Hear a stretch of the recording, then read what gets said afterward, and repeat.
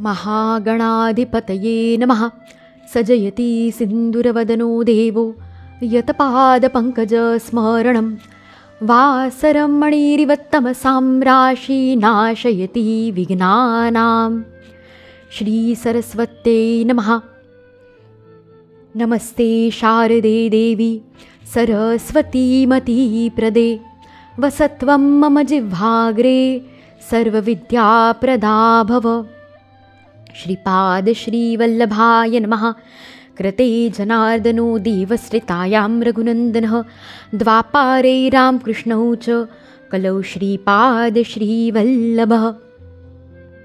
ॐ नमो भगवते वासुदेवाय।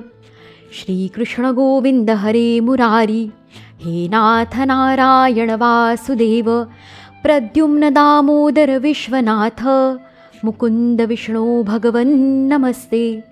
श्री श्री गुरवे नमः।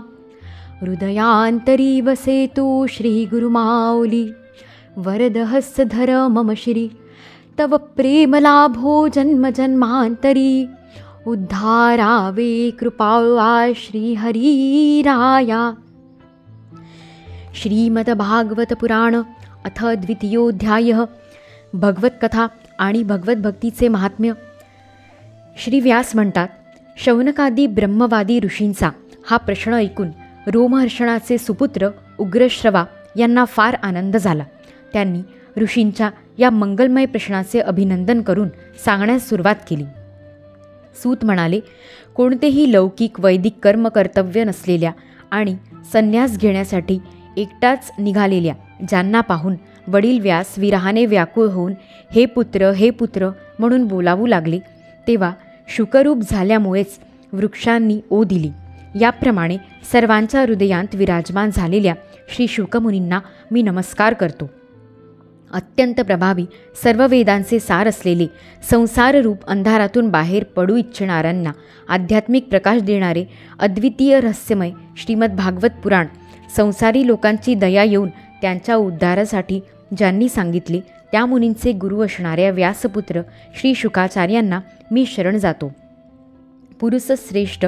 पुरुषश्रेष्ठ नरनारायण ऋषींना, सरस्वती देवीला आणि श्री व्यासदेवांना नमस्कार करून या श्रीमद्भागवताचे पठण करावे. ऋषीवर्य हो, संपूर्ण विश्वाच्या कल्याणासाठी आपण हा सुंदर प्रश्न विचारला आहे. कारण हा प्रश्न श्रीकृष्णांच्या संबंधात आहे. त्यामुळे अंतःकरण चांगल्या प्रकारे प्रसन्न होते.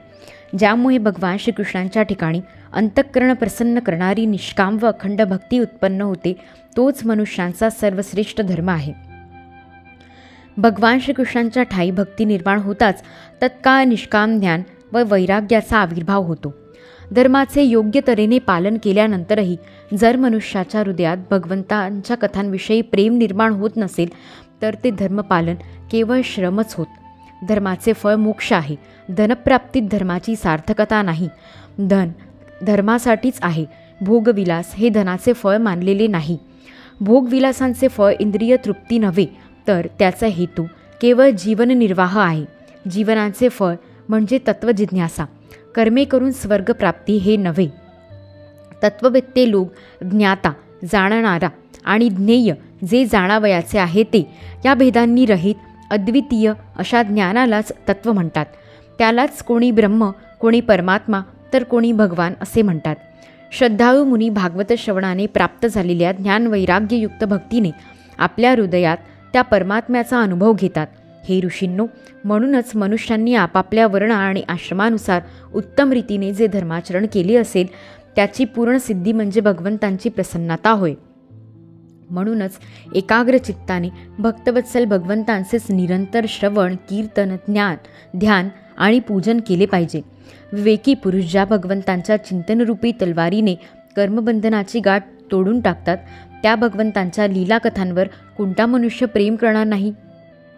हे ऋषींनो, पवित्र तीर्थांची यात्रा केल्याने आणि महापुरुषांची सेवा केल्याने श्रद्धापूर्वक श्रवण करणाऱ्याला भगवत कथेत रुची उत्पन्न होते.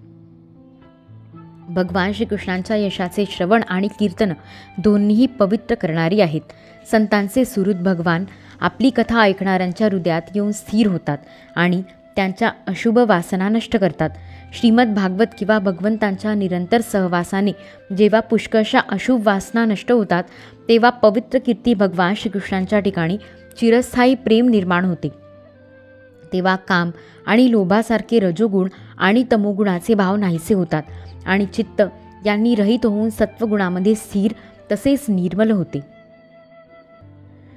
या प्रकारे भगवंतांची भक्ती केल्याने जेव्हा सर्व आसक्ती नाहीशा होऊन हृदय आनंदाने भरून जाते तेव्हा भगवत तत्वाचा अनुभव येऊ लागतो. हृदयात आत्मस्वरूप भगवंतांचा साक्षात्कार होताच हृदयातील अज्ञानाच्या बेड्या तुटून पडतात, सर्व संशय नाहीसे होतात आणि कर्मबंधन क्षीण होते. म्हणूनच बुद्धिमान लोक नेहमी मोठ्या आनंदाने भगवान श्रीकृष्णांची भक्ती करतात आणि त्यांना आत्मानंदाची प्राप्ती होते. प्रकृतीच्या सत्व, रज आणि तम या 3 गुणांचा स्वीकार करूनच विश्वाची स्थिती, उत्पत्ती आणि प्रलय करण्यासाठी एका अद्वितीय परमात्म्यानेच विष्णू, ब्रह्मा आणि रुद्र ही 3 नावे धारण केली आहेत. परंतु मनुष्यांचे परमकल्याण सत्वगुणाचा स्वीकार करणाऱ्या श्रीहरींपासूनच होतो. जसे पृथ्वीपासून उत्पन्न झालेल्या लाकडापेक्षा धूर आणि त्याहीपेक्षा अग्नी श्रेष्ठ आहे, कारण वेदोक्त यज्ञयागांद्वारा अग्नी सद्गती देणारा आहे, त्याप्रमाणे तमोगुणापेक्षा रजोगुण श्रेष्ठ आहे आणि त्याहीपेक्षा सत्वगुण श्रेष्ठ आहे, कारण तोच ब्रह्मदर्शन करून देणारा आहे. प्राचीन काळी महात्मे आपल्या कल्याणासाठी विशुद्ध सत्वमय भगवान विष्णूंचीच आराधना करीत असत. आताही जे लोक त्या महात्म्यांचे अनुकरण करतात त्यांचे तसेच कल्याण होते. जे लोक हा संसार सागर पार करू इच्छितात ते कोणाचे दोष पाहत नसले तरी अघोरी अशा तमोगुणी आणि रजोगुणी भैरवादी भूतपतींची उपासना न करता सत्वगुणी भगवान विष्णू आणि त्यांचे अंशावतार यांचेच भजन करतात. परंतु ज्यांचा स्वभाव रजोगुणी अगर तमोगुणी आहे ते धन, ऐश्वर्य, पुत्रपौत्र इत्यादींच्या अभिलाषेने पितर, भूत आणि प्रजापती यांची उपासना करतात, कारण अशा लोकांचा स्वभाव त्यांच्याशी मिळता-जुळता असतो.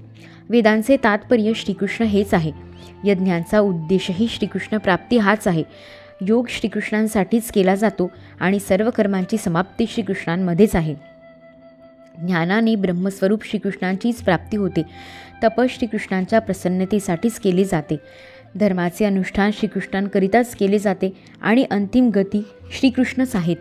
जरी भगवान श्रीकृष्ण प्रकृती आणि तिचे गुण यांच्याही पलीकडचे आहे तरीसुद्धा त्यांनी जी प्रपंचदृष्टीने आहे परंतु तत्वदृष्टीने नाही अशा आपल्या त्रिगुणात्मक मायेने प्रथम या विश्वाची रचना केली. हे 3 गुण त्यांच्या मायेचा विलास आहे, परंतु मायेच्या अंतर्गत राहिल्यामुळे भगवान गुणवान असल्यासारखेच भासतात. वास्तविक ते परिपूर्ण विज्ञानानंदघन आहेत. अग्नी वस्तुतः एकच असला तरी स्वतःचे उत्पत्ती स्थान असणाऱ्या लाकडांच्या विविध आकारांनी तसा प्रकट होतो. त्याचप्रमाणे सगळ्यांच्या ठायी आत्मरूपाने असलेले एकच भगवंत प्राण्यांच्या विविधतेमुळे अनेक आहेत असे वाटते. भगवंतच सूक्ष्मभूत तन्मात्रा, इंद्रिये आणि अंतःकरण आदी गुणांपासून उत्पन्न झालेल्या भावांच्या द्वारा अनेक प्रकारच्या जीवयोनी निर्माण करतात आणि त्या भिन्न जीवात प्रवेश करून त्या जीवांना अनुरूप विषयोपभोग घेतात.